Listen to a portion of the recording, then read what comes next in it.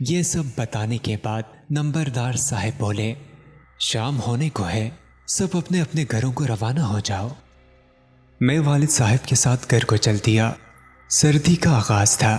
نومبر کی ڈھلتی شام، ہوا کی خنکی اور ماحول میں سناٹا تھا۔ میں سارے راستے یہی سوچتا رہا کہ کیا یہ سچ میں مسیح پور میں ایسا ہوا تھا یا بس نمبردار صاحب نے کہانی سنائی ہے۔ والد صاحب سے پوچھنا چاہا مگر گھر آ چکا تھا، سو اس وقت پوچھنا مناسب نہ لگا۔ کھانا کھایا اور اپنے کمرے میں چلا گیا۔ رات انہی خیالوں میں جانے کا آنکھ لگی اور فجر کے لیے ابا جان نے اٹھایا۔ یقیناً یہ رات دیر تک جاگنے کے سبب تھا کہ میں آج خود نماز کے لیے نہ اٹھ پایا تھا۔ نماز سے فارغ ہوئے تو موقع جان کر میں نے ابا سے سوال کر ہی لیا، یہ واقعی سچ ہے کہ یوبامی مسیح پور کے قبرستان میں رہتی ہے یا ہمیں جنگل کی طرف نہ جانے کے لیے ڈرایا گیا اور یہ کہانی سنائی گئی ہے؟ والد صاحب مسکرا دیے۔ وہ جانتے تھے کہ میں شروع سے ہی ایسی کہانیوں کا شوقین ہوں۔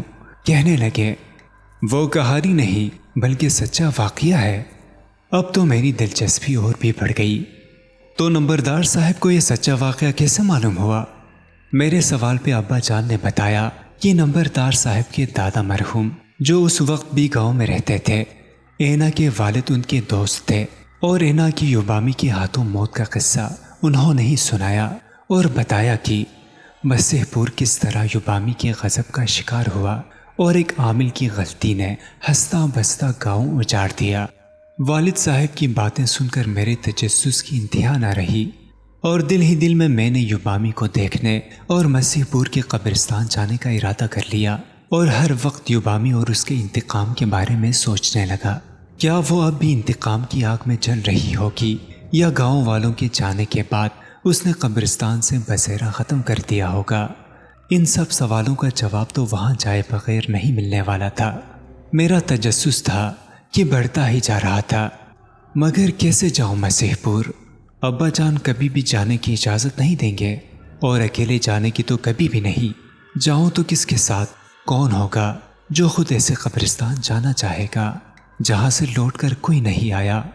مگر میں نے ہمت نہ ہاری اور ہر وقت اسی بارے میں سوچتا رہا اور آخر میرے دماغ میں وہ آئیڈیا آ ہی گیا جو مجھے اس قبرستان تک لے جانے والا تھا۔ میرے کالج کے دوست شکار کے بہت شوقین تھے اور آئے دن اپنے شکار کے اور بہادری کے قصے سناتے رہتے۔ کالج کیونکہ میرے گاؤں سے تقریباً 10 میل کے فاصلے پر تھا، اس لیے کم ہی لوگوں کو ہمارے گاؤں کی طرف آنا ہوتا۔ بس میں اور احمد ہی تو یہاں سے کالج جاتے تھے، لہٰذا مسیح پور والے قصے کا وہاں چرچہ عام نہ تھا۔ میں نے دوستوں کو بتایا کہ ہمارے گاؤں سے صرف 3 میل کے فاصلے پہ جنگل شروع ہوتا ہے جو کہ نہایت گھنا ہے اور وہاں شکار کے لیے بہت سے جانور بھی ہیں۔ یہ سن کر سب بہت خوش ہوئے اور فوراً ہی جنگل میں شکار کے لیے تیاری شروع کر دی۔ میری تو جیسے خوشی کی انتہا نہ رہی۔ اب تو مجھے اپنا یوبامی کو دیکھنے کا خواب سچ نظر آ رہا تھا۔ آج اتوار کا دن تھا اور ہمارے طے کردے منصوبے کے مطابق تمام دوست میری طرف پہنچنے والے تھے۔ صبح کے 7 بج چکے تھے۔ میں اور احمد بڑی بے صبری سے باقی لوگوں کا انتظار کر رہے تھے۔ یوں تو ابا جان شکار پہ جانے کے حق میں نہ تھے اور جنگل دوستوں کے ساتھ جانا، شروع میں انہوں نے انکار کر دیا، مگر میرے اصرار اور احمد کی گزارش پہ آخر مجھے جانے کی اجازت دے ہی دی۔ جیپ ہمیں دور سے آتی دکھائی دے رہی تھی اور ساتھ میں ہمارے دوست بھی۔ جگہ کم تھی مگر ہم نے جیسے تیسے جگہ بنا ہی لی۔ آخر 3 کلومیٹر کی ہی تو بات تھی۔ جلد ہی ہم جنگل پہنچ چکے تھے۔ ہم نے بندوقیں اور کچھ ضروری سامان ساتھ لیا۔ جیپ وہیں کھڑی کی اور جنگل میں داخل ہو گئے۔ یہ ایک خوشگوار دن تھا، ٹھنڈی ہوا، صاف آسمان اور جنگل کے نظارے۔ اسی دوران احمد کی نظر ایک پھاختے پر پڑی جو ہمارا پہلا شکار ثابت ہوئی۔ سب شکار کو لے کے پرجوش تھے اور میں یوبامی کو۔ آخر میرا سپنا سچ ہونے جا رہا تھا۔ میں سب کو لے کے جنگل میں مسیح پور کی طرف چل پڑا کہ وہاں شکار ملنے کی امید زیادہ ہے۔ کسی کو کیا معلوم تھا کہ ہم سب خود ایک حادثے کا شکار بننے جا رہے ہیں۔